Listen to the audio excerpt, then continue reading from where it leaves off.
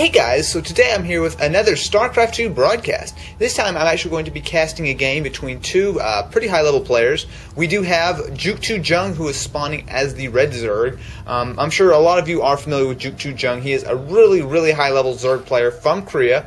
Almost always has really innovative builds, so I'm really looking forward to this match. And his opponent today is going to be LenaPark, who is spawning as the Yellow Protoss. So I actually don't have a lot of experience. I've never cast a game of LenaPark. However, it's supposed to be a pretty good player, so yeah, let's go ahead and take a look.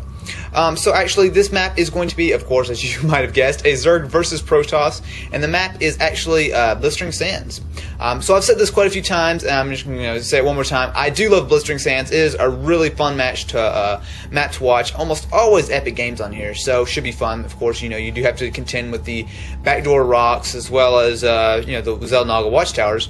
So we actually do have a probe coming in, and actually come over here to the base. LenaPark already has a pylon down, so actually it looks like about the right position for a wall in. So definitely need to keep an eye on that. I actually do have this probe going to come in here and take a look here. The Zerg player really doesn't have a whole lot going on. It doesn't have gas or spawning pool or anything like that. And actually this probe is going to go ahead and do a little bit of harass, which is Protoss probes are so good at. And actually we're going to come close to going ahead and killing this. Oh, but it's actually going to go ahead and get the spawning pool. So that probe, that drone almost got killed. This probe is actually going to go ahead and continue just kind of harassing the Zerg player. Actually, we do have a gas going down. I think the probe doesn't have any kills. It's just being really annoying here. But as soon as we're probably going to go ahead and see some Zerglings here in just a minute here to go ahead and deal with this. And it's still going to be, as I said, going to be attacking the hatchery. That is going to take a little while, I think. So actually, I'm surprised he hasn't really. He needs to probably go ahead and pull a couple of drones off to deal with this. Pretty effective harass. Was able to definitely see what was going on and do a little bit of damage to the drones. Not a huge deal though. Actually, going to come back for some more. Just going to randomly just start zapping. So pretty cool probe here. Really being annoying for the Zerg player, but really won't be a big deal. So we do have two Zerglings and a Queen coming. So yeah, that probe's going to probably need to go ahead and get out of there. Actually, we do have a gateway down for the Protoss player. So yeah, and here we go. We do have a cyber core. So we're going to go ahead and see a wall in. I always tend to be. Oh, and we actually do have a drone coming in here. Not going to see a whole lot in. We do have, there goes one gas. We have another gas complete. But like I was saying, coming back over here, the Protoss player is going to go ahead and wall in pretty effectively. Terran generally tends to be quite a bit better at walling in because obviously you can go ahead and lift off and change around however you need. But Protoss does have an advantage. Excuse me there. Protoss does sometimes have an advantage because obviously you do have the shields which can regenerate. So this drone is going to try to just kind of dance around here a little bit. Actually, we do have, that probe is going to try to get out of there. And we also do have a fairly early expansion for jookToJung. So this should be pretty interesting. He generally does tend to be, fairly economical. So if we can go ahead and get a big boost, should be able to do a lot of help. So I'm actually going to go ahead and have the Zergling here. We do have a metal block boost for the Zerg player, as well as a Queen. And we do have, of course, that hatchery. So we do have a warp gate. So here we go right here. We have just a standard gateway. We do have cyber core. We have a stalker out here. Going to try to get rid of that. Gonna come around here. Yeah, that stalker should be able to clean it up, no problem. So he does have a warp gate as well as a sentry and another gateway. Here it is. Sorry, I had it fixed. And then we do have a robotics facility. So fairly standard play, but I do like this wall in. As long as you actually do, and actually that perfect timing, you're going to go ahead and drop a pylon to keep an eye. If you can wall in pretty effectively, you just need to keep an eye out on those destructible rocks. So actually we do have to take a look here. The Zerg player does have a Zergling kind of hanging out right outside the base. Make sure that, not going to get out.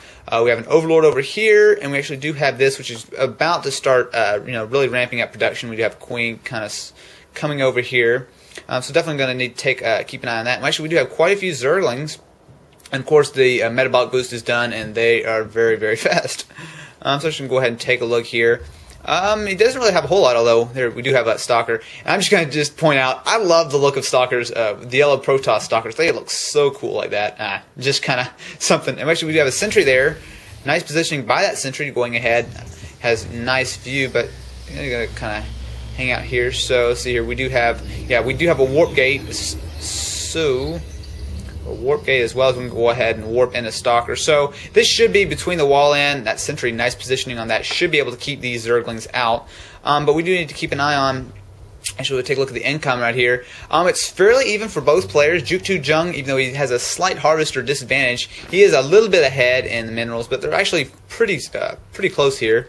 Actually, we're going to go ahead and take a look at the army. Yeah, this army is actually really does favor jookToJung. I mean, I think actually here they are. So this is pretty much jookToJung's army. The Protoss player does have quite a bit more, but of course that's not a huge deal in the early stage of the game. So we do have glial reconstitution, as well as I'm sure we have a roach warren around here. There we go. So there's the roach warren researching that glial reconstitution. So we should be seeing some roaches here fairly shortly for the Zerg player. And actually we have quite a few Zerglings right here. He's doing a good job. He actually does need to make sure the Protoss player is not able to expand. The longer he can hold that off, the better. Actually, the Protoss player actually might have enough for a little bit of a push here. If we go ahead and take a look here, we do have two warp gates. We have a third warp gate, and let's see, what else do we have? Oh, there we go. So we do have a Colossus out. So this is actually fairly early Colossus, and you gotta love Colossus, or I mean some of the best Protoss units. As long as you can really keep them in the back and do a lot of damage. Actually, no upgrades on that, but for this early stage in the game, I'm going to go ahead. The Zerg player doesn't really have a whole lot to defend. He has a few roaches. That glial reconstitution, where did that go? Yeah, it looks like it's done. So, actually, I like this Protoss force. It's a pretty powerful thing. We have just a couple of sentries, a couple of zealots, a lot of stalkers in here. Actually need to be kind of careful there. There we go. That Colossus. If the Colossus can stay in the back, it can do a lot of damage. Kind of be dancing a little bit back and forth here. Both armies kind of squaring each other off. Actually, nice placement. We do have a pylon already going down for the Protoss player, going ahead and being able to warp in a lot more units. So I like what the Protoss player is doing right now. Oh, nice. There we go. Okay, so we got a lot of nice force fields holding back those Zerglings, and able to go ahead and do a lot of damage here. Actually, the Zerg player might need to consider backing up now. Yeah, there we go. So the Protoss player is going to back up just a little bit, get off that creep, and yeah, that Colossus is doing a really good job, really just melting away all these units. There we go. The Roach is going to back up just a little bit. So we got a lot going on here. jookToJung is in some pretty good trouble here. There we go. We have a force field. Actually, it really didn't do a whole lot. So actually, LenaPark really needs to go ahead and start warping in some more units right here. We pretty much all we have is just a few Zerglings and some roaches, and a lot of those roaches are actually pretty low health. There we go. So we have, see here, what do we have? A couple of zealots. So actually, I like this. The Colossus, yeah, 7 kills already. So really taking advantage of that Colossus, doing a good job. So I'm not really sure what we're going to see here. We do have a Spire on the way for jookToJung, but I'm not sure if it's going to come in time. Oh, but we have a lot of Zerglings. We're going to try to get this round, but nice force field's kind of holding that back. And that Colossus is doing a ton of damage in the back. And this might be, I don't see a whole lot that the Zerg player can do. This Protoss force is really, really powerful, even warping in even more units. And these roaches, yeah, these roaches need to get out of there. It doesn't want to lose all what's left of his army.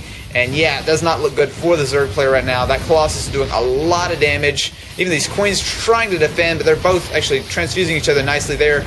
But we do have, man, this Colossus is doing 11 kills. That is really, really nice. We do have a bunch more roaches, though. Actually, it might be enough to do it, but I don't know. Yeah, it looks like all these stalkers. This Colossus is able to do a lot of damage to this fairly frail Zerg army, and yeah, and even got even more units warping in. And there we go. jookToJung does call GG. So that was a pretty impressive play by the Protoss player, able to go ahead, really get that Colossus. I think that was really the defining thing. Actually, 17 kills on that Colossus. So he was able to get a fairly fast Colossus out. It was a nice job of walling in, even had a first expansion already done, so I was able to get a lot of minerals and go ahead and get a Colossus out. That Colossus was able to do a lot of really good job, and able to go ahead and have all these units try to back it up. So that was a really good game by both players. But there we go. So LenaPark was able to win there.